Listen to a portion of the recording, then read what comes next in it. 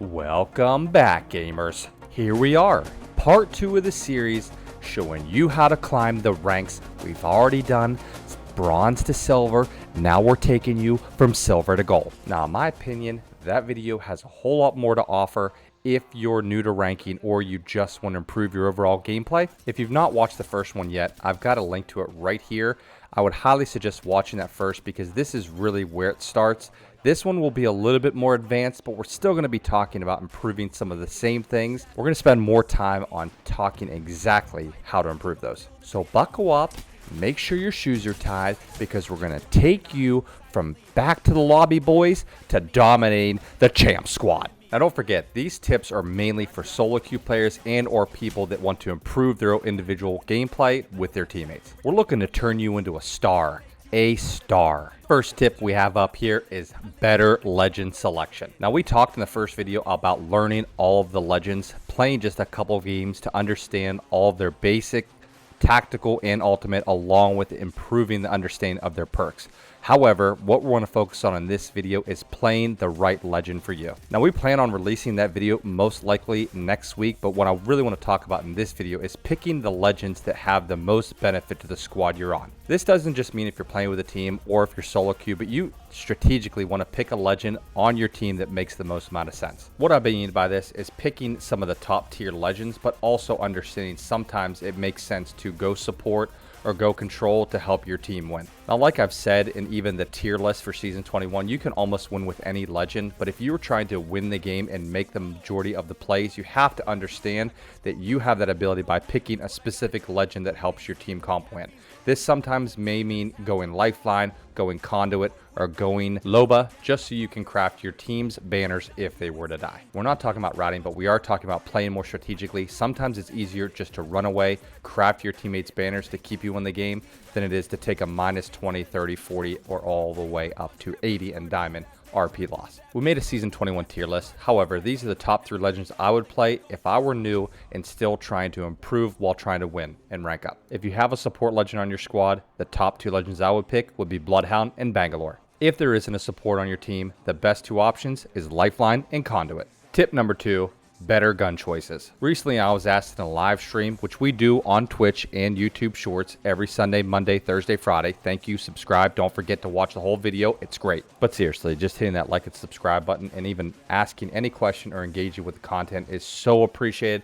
It means the world to me. Thank you so much. But getting the firing range, understanding how the recoil works on every gun, as well as understanding how much damage you can do is very important. Right now, your best 2 selections are really the Flatline and the Havoc. They do the most DPS, and honestly, once you've learned the recoil pattern, it's very easy to keep it in control. Mouse and keyboard, you can look up videos on jitter aiming to keep it consistent, but honestly, once you've learned the recoil, your best option are those 2 guns right now. Now, this doesn't take away from the most important part, which I've said in the first video, is make sure you learn how to be comfortable picking up every single gun and taking the fight early. It'll still be very important, but making sure you swap out mid-game to the guns you're more comfortable with and having those specific attachments is still very vital in winning the game. And I get that you love the 30-30 and you love the scalp, but to be honest with you, they get out DPS'd by the Flatline and the Havoc very quickly. And even without the turbocharger, you just need to pre-fire the Havoc from behind a wall just to make sure you don't get shot first, but it just does absolutely a ton of DPS versus every other gun in the game. Third tip we have up is better landing spots. While playing through this ranked, I saw multiple people who are already playing at a very low level landing where 6, 8, 10, 12 squads are.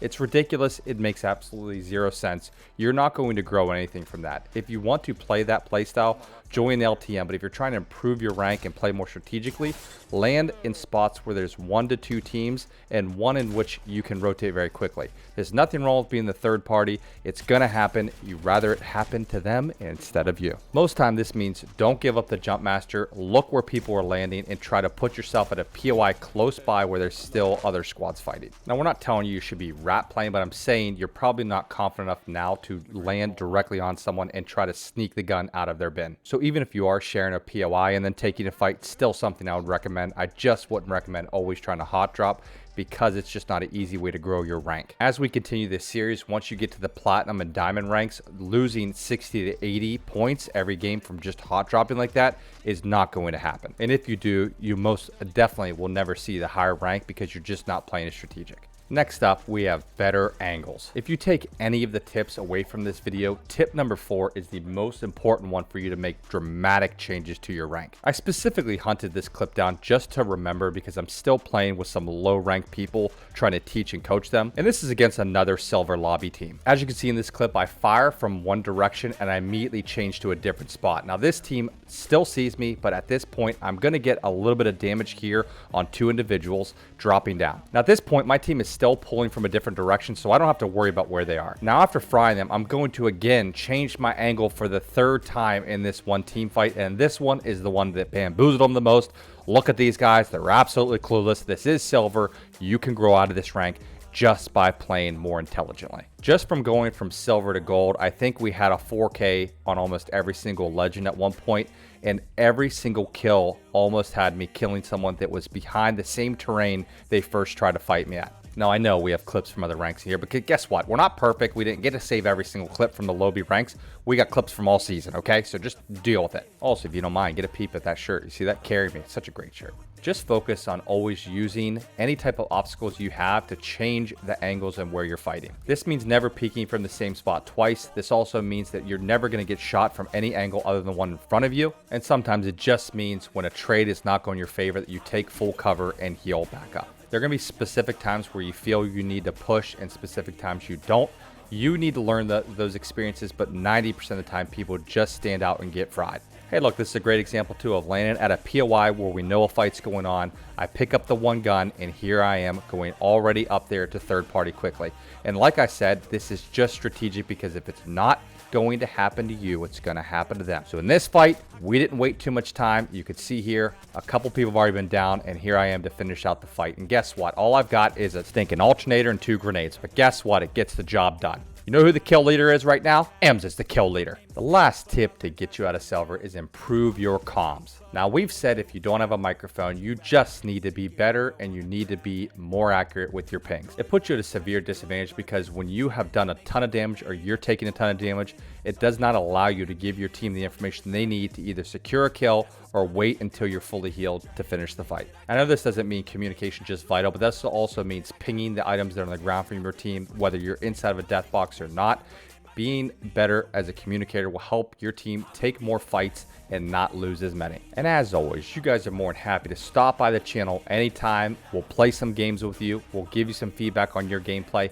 Don't hesitate to ask anything or criticize this video. That's fine as well. We're here to help you grow. And don't forget, we'll be back next week with a very important video on how to get you from gold all the way to platinum. We'll see you then. Get some sleep. You got grind to do tomorrow.